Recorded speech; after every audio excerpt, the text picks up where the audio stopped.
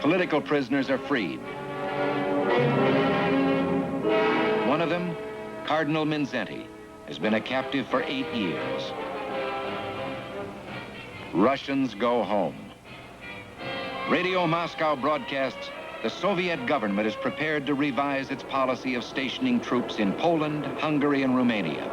The Red forces withdraw.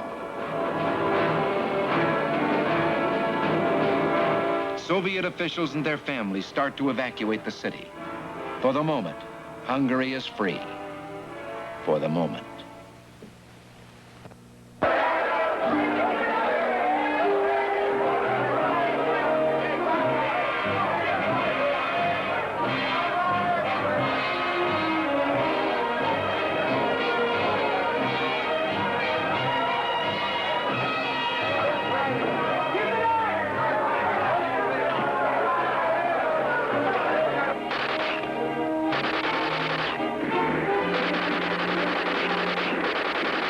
The Stalin statue, the symbol of tyranny, is brought down.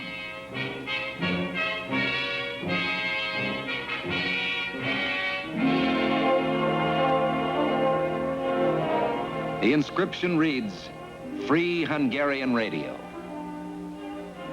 The free press rolls.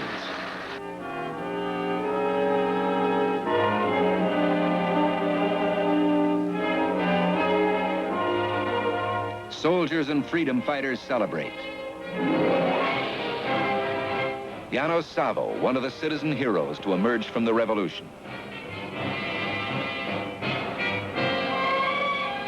Malater, now the Hungarian commander in Budapest, and Kildy, the Minister of State, are invited to Soviet headquarters to discuss the final withdrawal of Soviet troops. It is a trap. Malater never returns.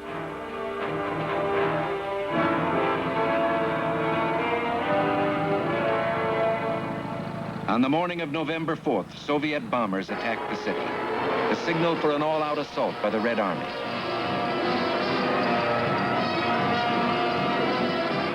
Says Khrushchev, "You think that the communist system can be maintained only with the help of our armed forces? I would not fight for such a system. The communist system must be based on the will of the people. And if the people do not wish this system, let them establish the way of life they think best." But in Hungary as elsewhere, words are one thing, actions another. As the devastation continues, the Hungarian radio pleads, "People of the world, listen and come to our aid. Not with declarations, but with force. Your turn will come also if we perish. Listen to our cry and act. Extend to us your fraternal aid. May God be with you." Then silence. The aftermath, death. And again, the inevitable refugees from communist tyranny. Premier Janos Kadar arrives in Moscow for instructions from Premier Bulganin. Khrushchev states, "Comrade Janos Kadar is truly above all a revolutionary who is thoroughly dedicated to his cause. He is a loyal communist who stands on international Marxist-Leninist positions, who does not shun questions of class struggle." It is again apparent that communism requires a dictatorship to survive. With the blood scarcely hosed off the Budapest streets, Khrushchev begins to build his own image. He is a man of the people, a smiling, good-natured peasant. He is a man of the world, interested in people and problems everywhere. He meets with Sukarno of Indonesia, with Mao Zedong, and with Fidel Castro.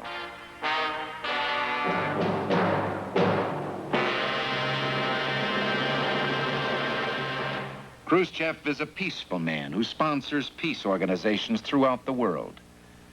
The communist narrator says, "The International Stalin Prize for the promotion of peace among nations is presented to the Cuban poet Nicolas Guillen." And Khrushchev organizes movements for the abolition of atomic weapons. The truth is something else. The world finds that Khrushchev's brand of communism is no different than Lenin's or Stalin's. He breaks a solemn agreement for no further testing and resumes some 40 nuclear explosions, detonating a multi-megaton hydrogen bomb. the most awesome man-made explosion in history, apparently to frighten the world. Preaching disarmament on his own terms, he maintains the largest standing army on Earth, a constant threat to peace, an ever-present instrument of blackmail.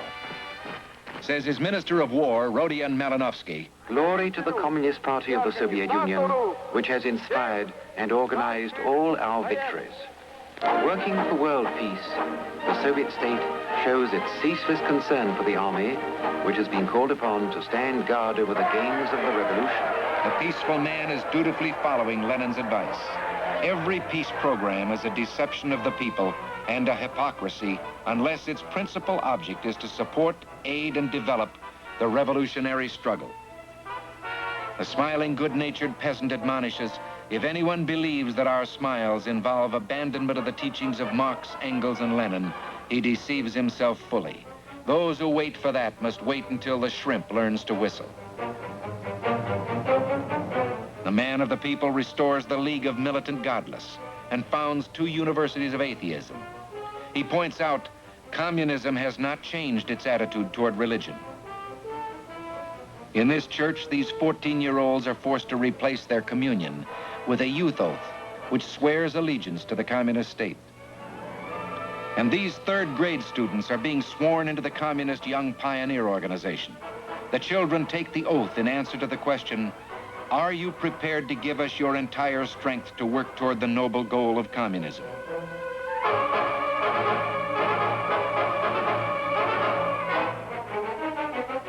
Khrushchev accelerates the youth program and coordinates it on a worldwide basis, identifying communism with the future. This World Youth Festival, just another instrument of communist propaganda, is taking place in Vienna. The theme, as always, peace, a communist peace.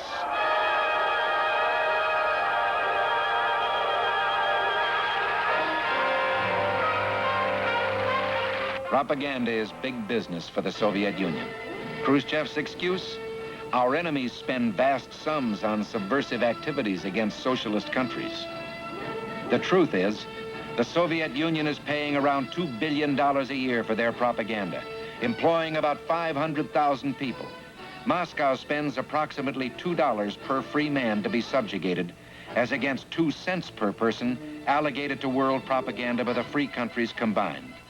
The Soviet effort is roughly 100 times as great as that of all the rest of the world.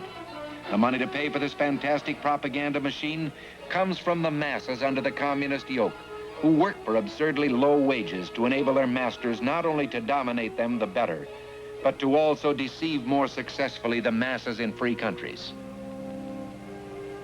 The importance of propaganda to the success of communism was emphasized by Lenin when he instructed, every sacrifice must be made, the greatest obstacles must be overcome, in order to carry on agitation and propaganda systematically, perseveringly, persistently, and patiently. While Khrushchev believes he can win the world with his policy of peaceful coexistence, in China, where the communist tyranny is the same, the communist objective the same, the destruction of the dignity of man the same, Mao Zedong's conception of achieving the communist goal is different. Again and again, he says, war with the West is inevitable. It is desirable. Meanwhile, in China as everywhere else, communism produces waste, squalor, misery, and death. Thousands challenged the terror of the secret police to flee into British Hong Kong.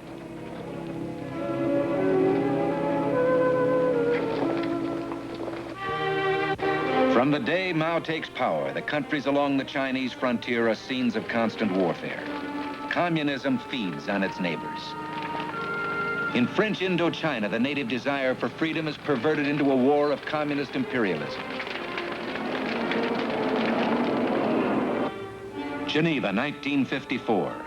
Red China's Zhou Enlai and French Premier Mendes France sign an armistice that surrenders the northern half of Vietnam, 12 million people, to longtime communist Ho Chi Minh. Like Germany and Korea, Indochina is now half slave, half free.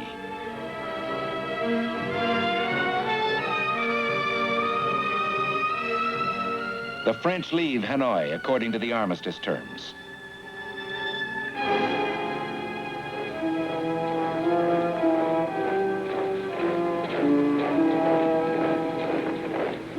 And with them go the inevitable refugees, 1 million of them fleeing to the south, where a constitutional government is being established. The communists take over North Vietnam, and red guerrillas continue the war against the South, demonstrating once again that with communists everywhere, words are one thing, actions another. Red Chinese invade and subjugate Tibet. At the first opportunity, the Dalai Lama, the spiritual leader of Tibet, escapes to India, where bloody riots are incited by communists as red troops assert constant pressure along the India-Chinese frontiers. Meanwhile, the Red Chinese pose as friends and protectors of new nations, such as Nepal.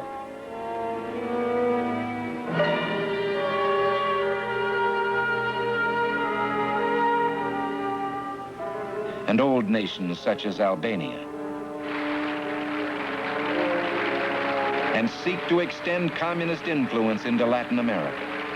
Here in Peking, communist delegates from different Latin American countries meet their hosts, Mao Zedong and Zhou Enlai.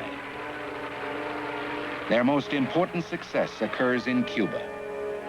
Only 90 miles from the United States, where a brutal dictatorship under Fidel Castro has imposed the yoke of Marxism on the Cubans. Another 7 million people trapped behind the Iron Curtain. In Moscow, Yuri Gagarin, Soviet cosmonaut, speaks of the peaceful foreign policy of the Soviet government. Hands-off revolutionary Cuba. The Nationalist Congress of Socialist Youth chooses Havana as its meeting place. Delegates are from the United States, China, Canada, and Russia. And the following year, Castro announces, "I am a Marxist-Leninist and will be one until the day I die." Castro wins a Lenin Peace Prize. In British Guiana, Chetty Jagan and wife head a strong communist party. Everywhere in Latin America, communism, feeding on poverty, ignorance, and despair, seethes and prepares to explode. Student demonstrations and riots, one of the favorite techniques to prepare the way for communist takeover, are ordered from Moscow. In Montevideo, Uruguay, communists protest the visit of President Eisenhower of the United States.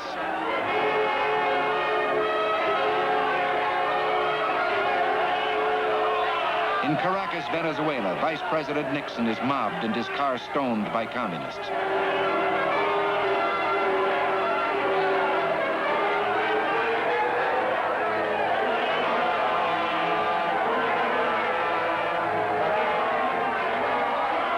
Red riots shake Japan to forestall the visit of President Eisenhower and the signing of the American-Japanese peace treaty.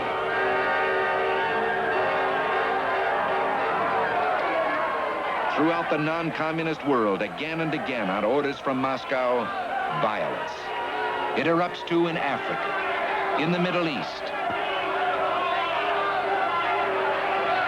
and in Europe, in supposed neutral Yugoslavia, in France.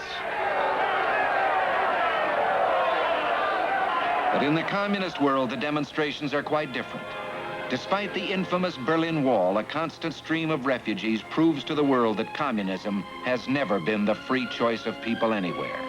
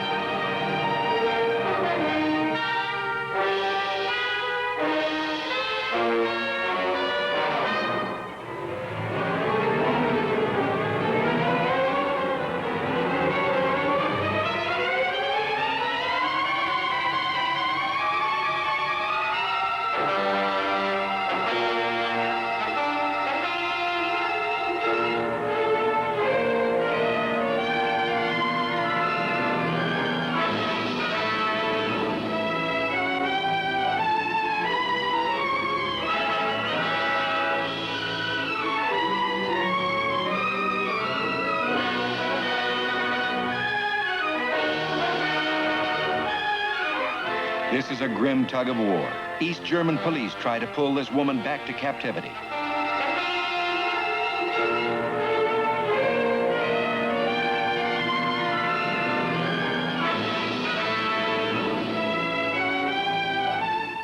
She finds freedom. Others find death.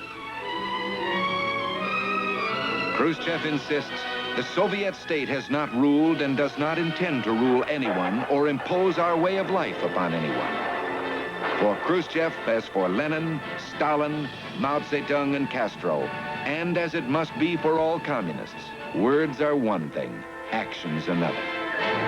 Communist conspiracy is a deliberate and predictable plan of action to subvert the world.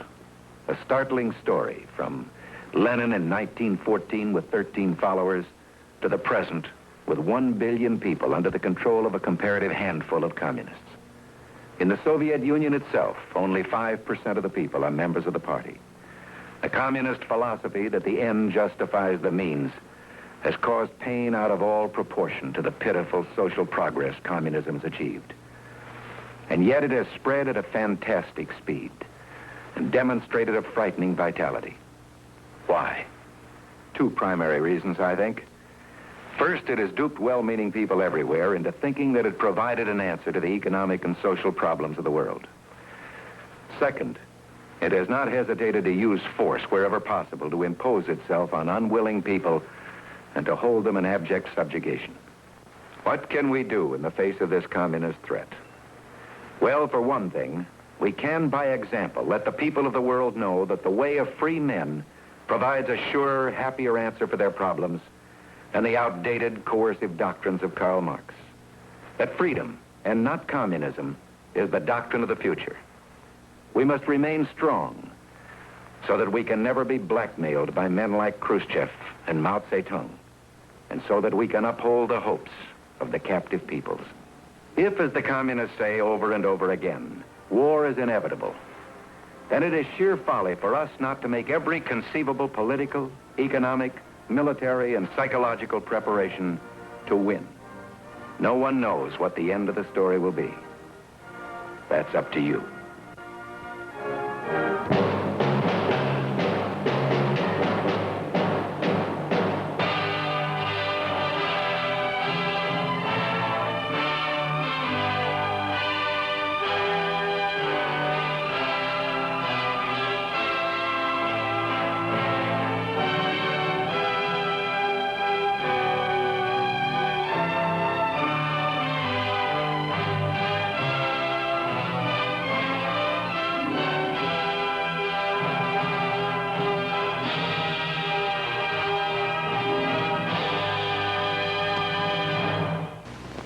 Moscow, January 6th, 1961.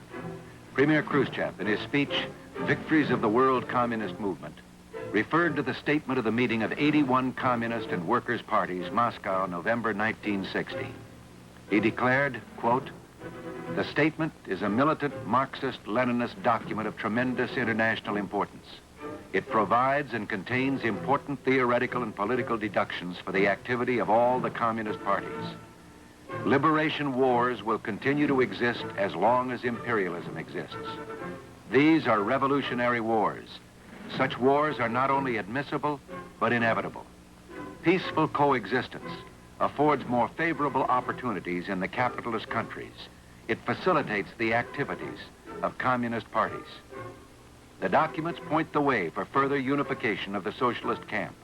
They determine the major problems of the struggle in capitalist countries. United States imperialism has become an enemy of the peoples of the whole world," unquote. June 3rd, 1961, President Kennedy came to Vienna to meet with Premier Khrushchev for a better understanding of common problems, to prevent miscalculations between them.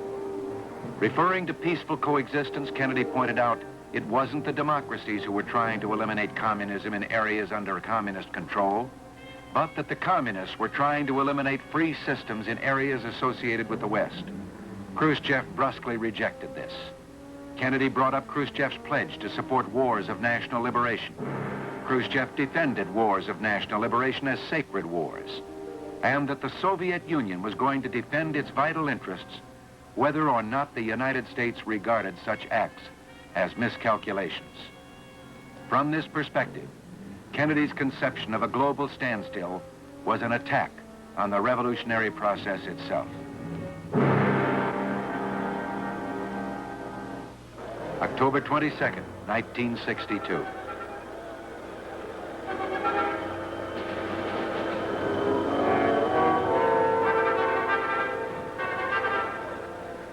This atmosphere of deep crisis, President Kennedy discloses that Cuba is being turned into a Soviet nuclear base, and in a momentous decision, orders an arms blockade of Cuba. This government, as promised, has maintained the closest surveillance of the Soviet military buildup on the island of Cuba. Within the past week, unmistakable evidence has established the fact that a series of offensive missile sites is now in preparation on that imprisoned island. The purpose of these bases can be none other than to provide a nuclear strike capability against the Western Hemisphere.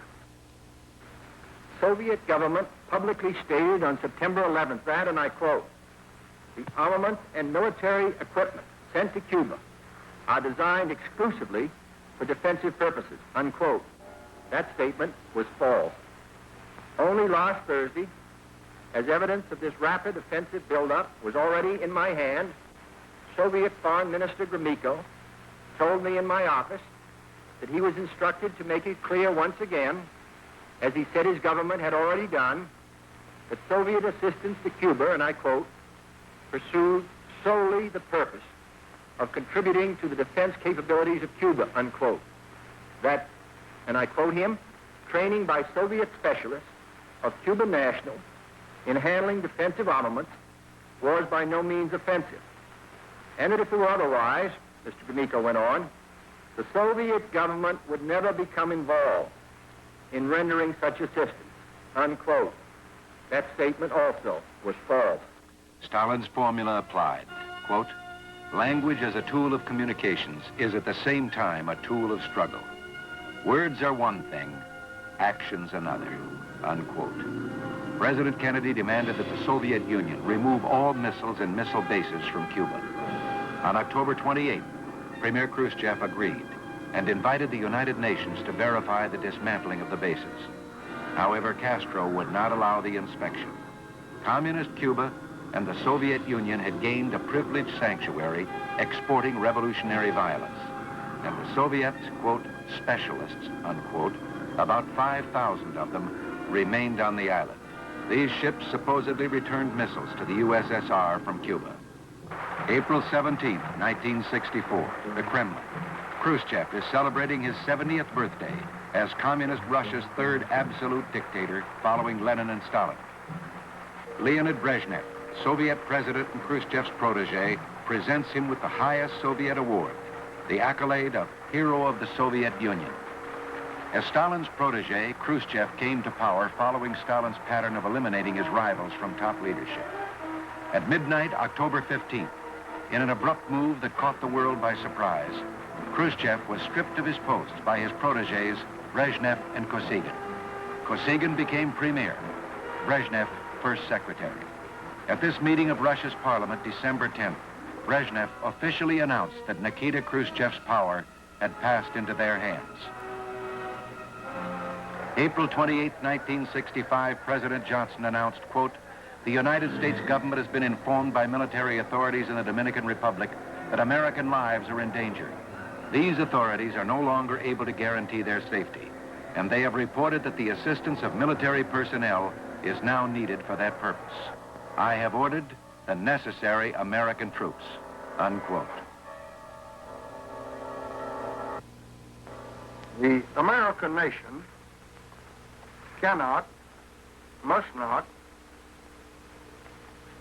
and will not permit the establishment of another communist government in the Western Hemisphere. We know that many who are now in revolt do not seek a communist tyranny. We think it's tragic indeed that their high motives have been misused by a small band of conspirators who receive their direction from abroad. President Johnson declared, quote, communist leaders, many of them trained in Cuba, seeing a chance to increase disorder to gain a foothold, joined the revolution. Many of the original leaders of the rebellion took refuge in foreign embassies because they'd been superseded by other evil forces. And the Secretary General of the rebel government, Colonel Francisco, appealed for a ceasefire, but he was ignored. The revolution was now in other and dangerous hands, unquote. U.S. Secretary of State Dean Rusk said, the danger of a communist takeover was established beyond a question, unquote. The task for the multilateral inter-American force was to establish and maintain a ceasefire between the contending forces in order to help the return of constitutional process and free elections under the supervision of the Organization of American States. After 4 long and difficult months, a provisional government was installed on September 3rd, 1965. With Chairman Mao Zedong is Lin Piao, Vice Chairman of the Central Committee of the Communist Party of China and Minister of National Defense. He is participating in the ceremony of the Red Chinese Bible. Quotations from Chairman Mao Zedong. This page from the quotations translates, study Chairman Mao's writings, follow his teachings, and act according to his instructions. Lin Piao. This article, Long Live the Victory of People's War, written by Lin Piao, is also of great significance. He writes, quote, it must be emphasized that Comrade Mao Zedong's theory of the establishment of rural revolutionary base areas and the encirclement of the cities from the countryside is of outstanding and universal practical importance for the present revolutionary struggles.